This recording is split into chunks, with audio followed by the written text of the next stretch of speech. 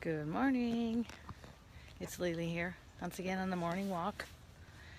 It's another beautiful, cool Florida morning, and I'm in a great mood today.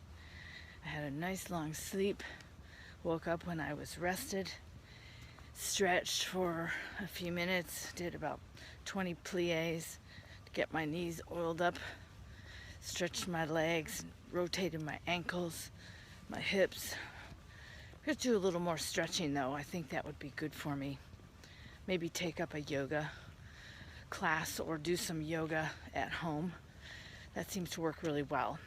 You can do it from a chair. I have a nice little space in my house that I could also use. It's all just a question of, getting motivated and disciplined, being disciplined enough to do it.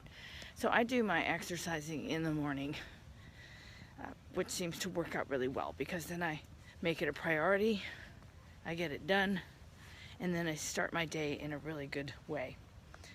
And today is going to be a great day because I have a little bridge loan coming in, and that's going to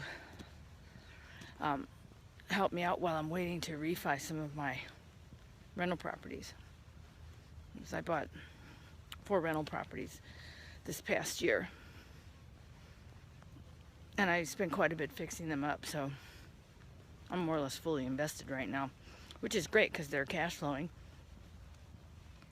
and covering the mortgage and then some, so that's really nice. However, a little cash poor at the moment, and I have to fix the pump on one of the rentals. There's always something. And then the hurricane knocked down a bunch of fences. There's always something. Every month there's something new. Pump the septic. So that little bridge loan is just to kind of stick in my bank account and make sure I have enough in reserves to look good to my refinance lenders when they come and check me out. So that's great. Today I go and make that deposit, which is something I've been waiting a couple months for. So it's a good day. But I'm also feeling good because I've removed so much of the stress from my life. Really, I haven't known anything but stress at a job for many, many years. And I got paid quite a bit of money to be under that stress and to deliver results under stress. And stress doesn't always mean like a boss breathing down your neck. Sometimes it just means it's a really complex problem and you have to figure it out, and maybe don't have the resources to draw on to do it, or maybe you've never done this exact kind of thing before, so you have to figure it out as you go, and still maintain the confidence of your employers and things. Sometimes it can be stressful because you're working with people that you either don't know or don't like, and you just have to kind of suck it up and get along. Sometimes it can be stressful because the expectations are simply unrealistic.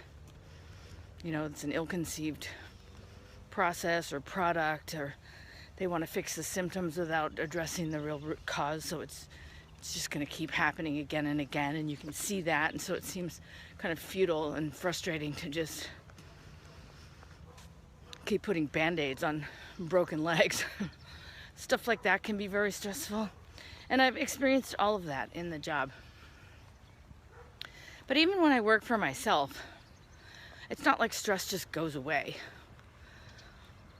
When I started flipping houses last year, comes with a car going really fast. Slow it down there, buddy. Yeah, people walking here. Ooh, you see the breeze? There it goes. The wake. Anyway, when I started working for myself, there was plenty of stress, just different kind of stress. Most of my stress was around finding good subcontractors. And that's what I want to talk to you about today. Working with subs, managing subs. Unless you are completely skilled in all the trades that you're going to need when you're rehabbing a house, at some point you're going to have to hire a sub. Now, it's easy to just look in your daily paper or look on Craigslist, pull out a couple of names, get some guys to come over, give you a bid, see who shows up to do the work, and then see what kind of work they do. Well, that's real hit or miss when you're possibly going to be spending a couple $1,000s with these people. So I've learned, pretty morning doves, I've learned that I want to get some references from people. I found this to be a real time saver. Just like I don't rent to people without good references, I don't want to hire somebody without good references. I found that Angie's List is a lot more reputable than Craigslist can be. Craigslist is real hit or miss. You get some fly-by-night guys, you get some pie-in-the-sky guys with really no experience, and then you get some really great people who are just looking for some quick work to fill in because they're usually already busy.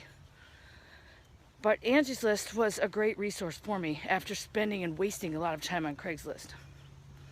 You can also write reviews on Angie's List for people that you like. You can recommend them. Another really cool resource is a little app called nextdoor.com. That's where your neighbors in your real local area will post recommendations. I found this great tile guy, his number's blah blah blah. And I need some moving boxes, and hey, does anybody know a pet sitter? That kind of thing. So it's really great if you have local needs or you live in a small area. But cute little dog. Morning. Anyway, so those are some really good resources. And then other places are just referrals from people that you know. If you know any property managers, sometimes those guys have a lot of experience managing subs. Guys and gals are great resources, so you might want to hit them up to see who they use. That said, though, trying to do everything yourself is just kind of a waste of time when you're in flip mode, because time is money, and if your horizon is 90 days from the time you get the keys to the time you're signing the contract for sale, that means that you don't have a lot of time to waste. Usually I can flip a house on a 4 or 5 week schedule